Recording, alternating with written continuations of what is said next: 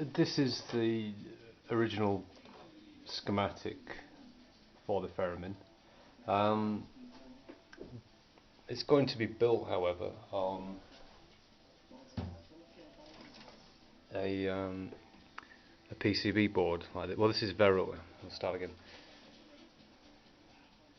This is the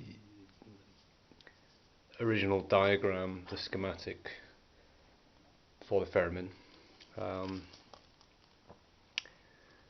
What I've done is actually translated this schematic onto a strip board layout or a Vero board layout, which is this board here, like this, which is so many centimeters by so many centimeters with so many holes.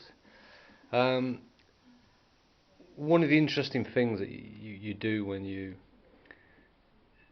translate this sort of diagram onto strip board is you have to rearrange components quite a lot, and the layout of the board is going to change quite a lot so that the connections can be accommodated on this type of board. This is going to be drilled, it's going to have wire links placed in it, and then eventually the components will be populated onto the board, and then we make all the off-board connections with the wires which are needed. You can build these diagrams you can translate them onto a printed circuit board, which it's quite a long time since I've actually made a circuit board like that. I think I was at college. You do need chemistry around to do that, and I'm not keen on having the sort of chemicals around that you need to have to make PCB boards. So this is just a very interesting way of doing it. Just takes a little bit of work to translate things onto a board, but if you take time and divide everything off into modules and separate circuits, you just build it together like that, build it up. And what I have here